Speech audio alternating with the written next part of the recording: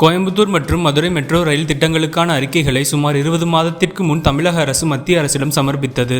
ஆனால் இதுவரை மத்திய அரசு ஒப்புதல் அளிக்கவில்லை. இந்நிலையில் 20 லட்சத்திற்கும் அதிகமான மக்கள் தொகை கொண்ட நகரங்களுக்கு மட்டுமே மெட்ரோ ரயில் திட்டம் செயல்படுத்தப்படும் என்று கூறி மத்திய அரசு அந்த திட்ட அறிக்கைகளை நிராகரித்துள்ளது. தமிழ்நாடு சட்டசபை தேர்தல் அடுத்த ஆண்டு நடைபெறவுள்ள நிலையில் 234 தொகுதி கட்சி நிர்வாகிகளுடன் திமுக தலைவரும் முதல்வருமான மு.க. ஸ்டாலின் 1-to-1 சந்திப்பு நடத்தி வருகிறார். இந்நிலையில் இன்று கோவை மாவட்ட திமுக நிர்வாகிகளுடன் முதல்வர் ஸ்டாலின் ஆலோசனை நடத்தினார். அப்போது கோவையில் பெரும்பான்மையான தொகுதிகளை வெற்றி பெற வேண்டும் என செந்தில் பாலாஜிக்கு உத்தரவிட்டார். பாஜக முன்னாள் மாநில தலைவர் அண்ணாமலை தனது எக்ஸ் வலைதள பக்கத்தில் திமுக அரசின் ஊழலாலும் தவறுகளாலும் நெல் விவசாயிகள் துன்பப்பட வேண்டுமா? ஒவ்வொரு ஆண்டும் நெல் மூட்டைகளை மழையில் நனையாமல் பாதுகாக்கவும் உலர வைக்கவும் கிடங்குகள் இல்லாமல் அவதிப்படும் விவசாயிகளுக்கு நிரந்தர தீர்வு பாதுகாப்பான கிடங்குகள் மட்டுமே தவிர திமுக அரசின் கடித நாடகம் அல்ல.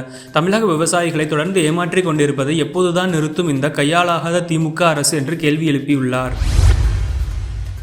தற்போது 12 மாநிலங்களில் நடந்து வரும் SIR பணிகள் குறித்து மாநில நிர்வாகிகளுடன் காங்கிரஸ் தலைவர் மல்லிகார்ஜுன கார்கே ஆலோசனை நடத்தினார்.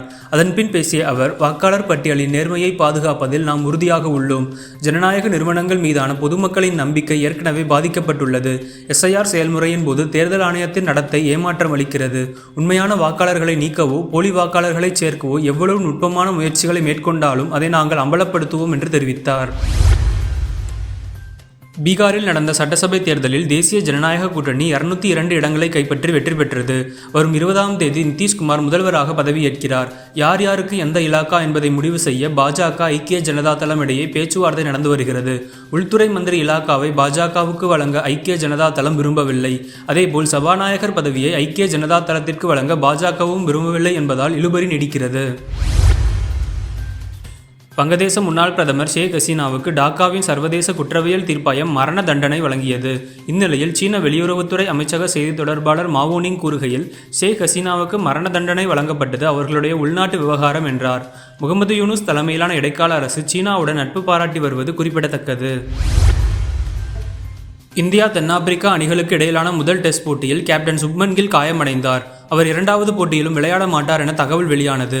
இந்நிலையில் அவருக்கு பதிலாக இந்திய அணியில் ருத்துராஜ் கெய்க்வாடை சேர்க்க வேண்டும் என ரசிகர்கள் சமூக வலைதளங்களில் கோரிக்கை விடுத்து வருகின்றனர். இதனால் ருத்துராஜ் திடீரென ட்ரெண்டிங்கில் இடம் பிடித்துள்ளார்.